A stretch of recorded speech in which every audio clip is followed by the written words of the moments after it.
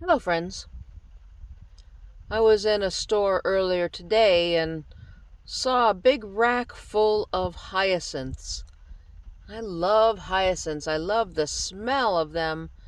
They smell like springtime to me. And as many of you know, purple is my favorite color. And they had a lot of purple ones, but they were all in full blossom.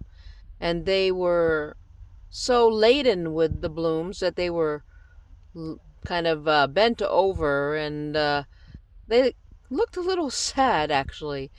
So I decided to get this one, which has one that's almost fully, the one stalk is almost fully bloomed, and then four others, one of which is just starting, and the other ones are tightly, uh, two of them are tightly closed up and waiting for that moment when they will burst into new, beautiful life. I thought about how waiting can sometimes be a challenge, waiting for whatever it is that we might be awaiting. Today is a day of waiting, Holy Saturday, as we call it. I was reading an article by Father James Martin earlier today about waiting and about the different kinds of waiting that we might experience. He said that most of our lives are like this day, are like Holy Saturday, a day of waiting, because it seems we're always waiting for something. Some days may be full of pain and sorrow like Good Friday, and some days may have their incredible joy like Easter, but most of the time we are on this in between day. And he suggested that as Christians, there's a particular way to go about waiting that was more appropriate for Christians. Because there are people who wait for something with a sense of despair and the attitude that nothing good will ever happen. There are people who wait as if there's nothing they can do about their waiting, and so whatever happens, oh well. And then there's the Christian way of waiting, which is to wait with hope. And as Christians, we now know the rest of the story, as we might say, what happened on Easter morning. We can only imagine the kind of despair and feelings that the disciples of Jesus were experiencing on that Saturday.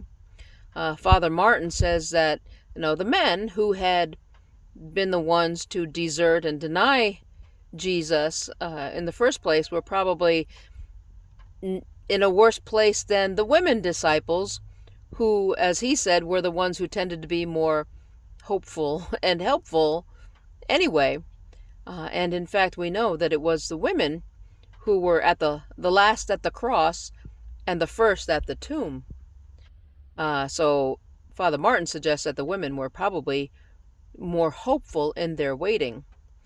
Um, and that is a kind of waiting that we are invited to engage in. We don't know what comes around the corner in life ever, or most often, and life has its surprises that are challenging and are beautiful. And our goal as Christians is to always be hopeful about it, to hold on to the idea that and knowledge that God is with us and God is helping us, and we are never alone on our journeys as we wait. Now, I will be waiting for this lovely hyacinth to bloom, and I am waiting with hope that it will turn out to be lovely and fragrant and bursting with life. And I hope that is true for our futures as individuals, our futures as congregations, our futures as a nation, and then as a world. We can look at all the grim statistics, we can look at the darkness of of what is happening in places of war like Ukraine.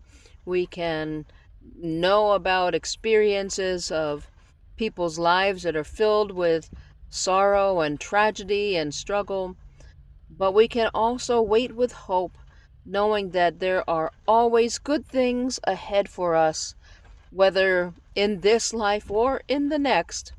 And when we wait with Christ in our hearts, with God in our lives guiding our paths, then waiting becomes not an exercise in despair or hopelessness, but it can be a hope-filled existence. And that is my prayer for us all. May blessings fill you on this Easter weekend, on this Holy Saturday. We hope that we will see you for our Easter celebration tomorrow, and may the blessings of this time of year and of Easter Sunday be with us all. Amen.